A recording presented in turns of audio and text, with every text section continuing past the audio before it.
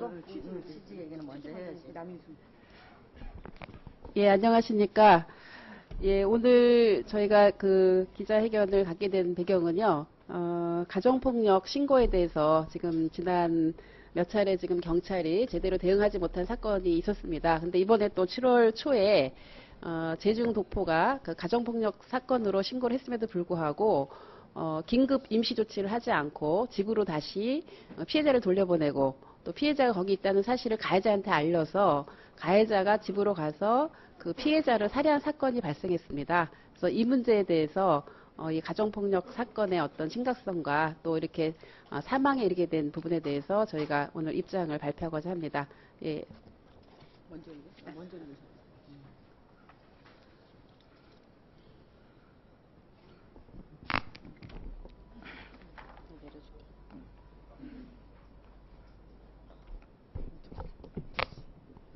지난 2일 강동구의 단지하 주택에서 제중 동포 여성이 한국인 남편에 의해 잔인하게 살해당한 사건이 발생했고, 당시 피해자는 사건 발생 직전 경찰에 신고했던 것으로 밝혀졌다. 그러나 경찰은 피해자를 지구대에 보호하다가 집에 데려다 줬고, 피해자는 20분 뒤에 남편에 의해 살해당했다고 한다. 지난 수원 지동의 오원춘 사건을 비롯해 그간 연달아 일어난 처참한 가정폭력 사건들을 겸한 우리 국회의원들은 기자회견, 간담회 등을 통해서 가정폭력에 대한 경찰의 대응 방식에 대한 개선을 끊임없이 요구해왔다. 그럼에도 불구하고 안일한 대응으로 또다시 대응 미숙으로 인한 한 여성이 숨지는 안타까운 일이 발생해 개탄하지 않을 수 없다. 가해자에 대해 퇴거 등 격리시키거나 100m 이내 접근 금지를 시키는 긴급 임시 조치권을 제대로 발동시켰더라면 이런 일은 발생하지 않았을 것이다. 언론에 따르면 가해자의 남편은 성내 지구대에 찾아와 아내의 행방을 물었고, 경찰은 아내가 지구대에 왔었다는 사실은 물론 아내를 집으로 데려다 주었다는 사실까지 알려준 것으로 확인되었다고 한다. 가정폭력을 행한 가해자에 대해서는 별다른 조치를 취하지 않은 채 피해자인 여성의 행방까지 알려주었다고 하니 경찰이 가정폭력 사안의 심각성에 대해 얼마나 무지하고 안일한 태도로 일관하고 있었는지를 일깨워주는 사건이다. 한국여성이주인권센터가 7월 5일 피해자의 가족인 여동생을 상담한 결과에 따르면 피해자는 결혼 생활을 하면서 남편의 폭력으로 코뼈가 부러지는 부상을 입은 적도 있는가 하면 끓인 라면 냄비를 던져서 화상을 입고 치료를 받는 등 끊임없는 가정폭력에 시달려왔다고 밝혔다. 또한 알코올 중독에 가까운 남편의 행패를 견뎌왔고 심각한 가정폭력 상황에 대해 피해자 여동생이 함께 가정폭력을 신고하기 위해 직접 경찰에 찾아다가기도 했으며 이웃도 신고 전화를 자주 했다고 전한다. 그때마다 경찰은 형사처벌 여부를 결정할 것을 종용했고 경찰로부터 상담, 쉼터 등의 안내 등은 전혀 받지 못한 것으로 알려져 충격을 주고 있다.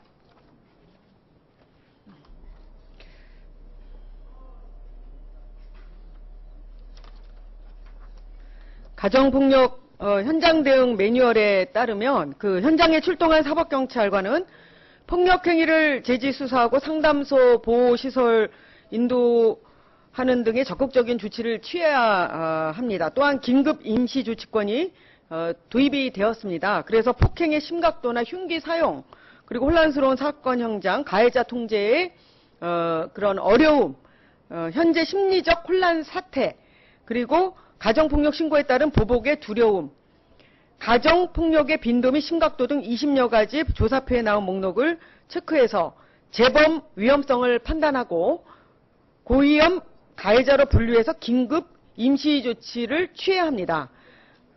도대체 누구를 위한 경찰입니까? 마땅히 해야 할 일을 방기하고 무대책으로 일관해오면서 지속적으로 여성들을 폭력 피해와 죽음의 위협으로 몰아놓고 있는데 여기에 아무런 도움을 주지 못하고 있는 것이 바로 우리의 경찰의 현 주소입니다.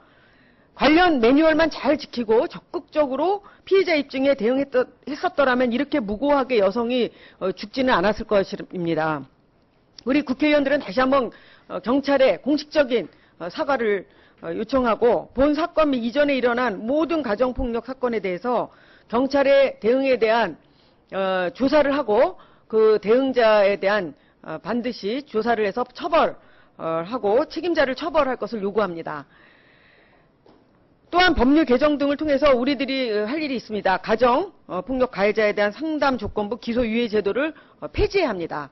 그리고 특례법상 경찰의 임시조치권을 강화하고 체포우선주의 제도를 도입을 미국처럼 할 것이며 경찰과 사법체계 종사자들을 대상으로 해서 관련 교육을 반드시 이수하고 매뉴얼을 깊이 있게 숙지해서 이런 일이 다시는 발생하지 않도록 할 계획입니다.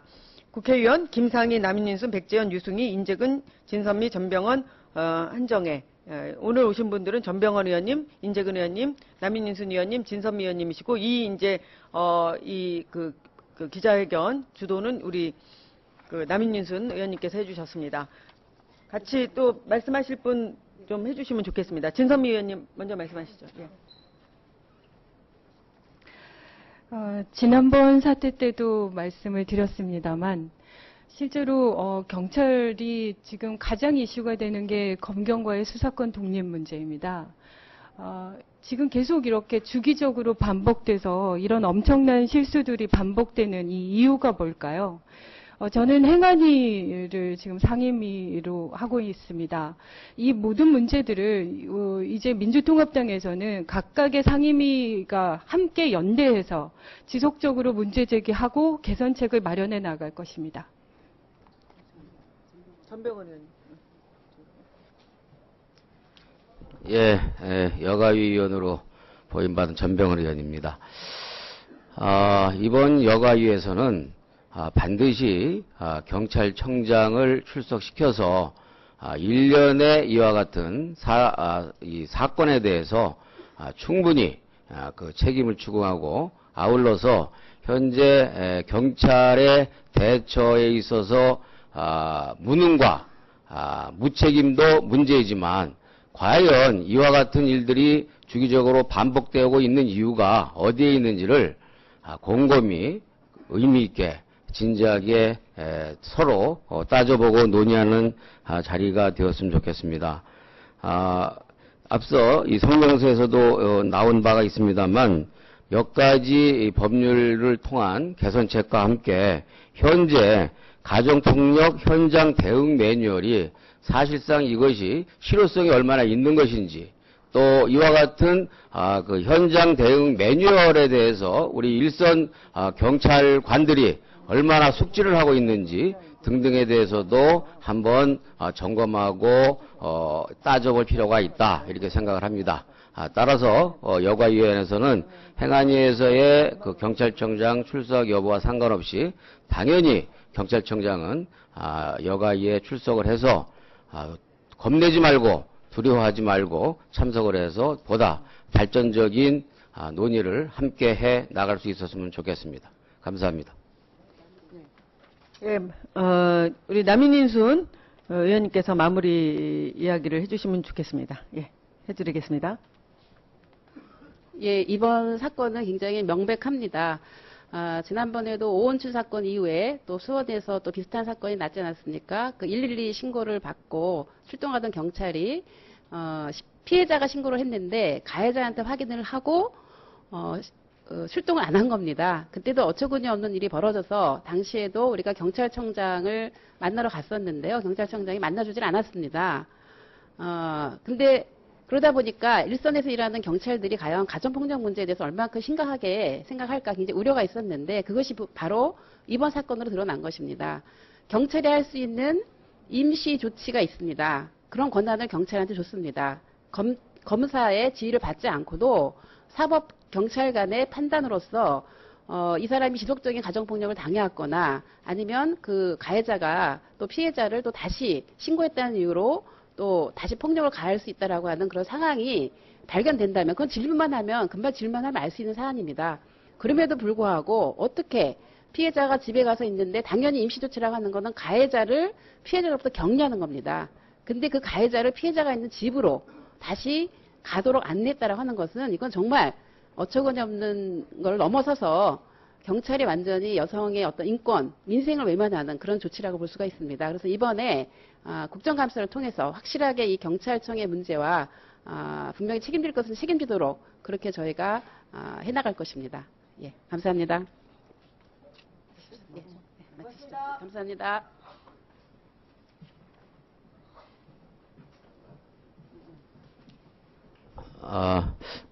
우리 남현인순 의원님께서 말씀을 잠깐 하셨는데요. 오원춘 이 살인 사건과 관련해서 제가 지난달에 이미 네티즌들의 청원을 받고 서명을 받아서 약 8천여 명의 서명을 받아서 경찰청 수사국에 재수사를 의뢰한 바 있습니다. 이번에 이 사건을 계기로 해서 다시 한번 재수사를 엄중하게 요구를 하고 여과위에서 이 문제를 지속적으로 따져나갈 것이라는 말씀을 드리고 오늘 제가 오전에 보도자료를 하나를 간단히 냈습니다. 뭐냐면 최저임금법 개정안입니다. 그동안 이명박 정부 들어서 특히 노와 사의 결렬이 이루어짐으로 인해서 이 최저임금의 결정이 노동부 장관이 단독으로 추천한 공익위원 9명의 일방적인 결정에 의해서 이렇게 결정되는 것은 바람직스럽지도 않고 그러한 결과 이명박 정부에서 최저임금 인상률은 참여정부 내에서 최저임금 인상률의 약 40%에 불과한 이와 같은 어려운 결과가 나왔다고 생각을 합니다. 따라서 현재 노동부 장관 구인이 단독으로 추천하고 있는 노사를 제외하고 단독으로 추천한 구인의 공익위원을 행정부와 입법부와 사법부가 3분의 1씩 분할해서 추천함으로 해서 현재와 같은 일방적 구조 아래서 최저임금이 결정되는 시스템을 차악으로라도 변경을 시켜야 되겠다라는 그런 생각을 가지고 법안 개정안을 내게 되었습니다. 자세한 사항은 나눠드린 보도자료를 참고해 주셨으면 감사하겠습니다. 고맙습니다.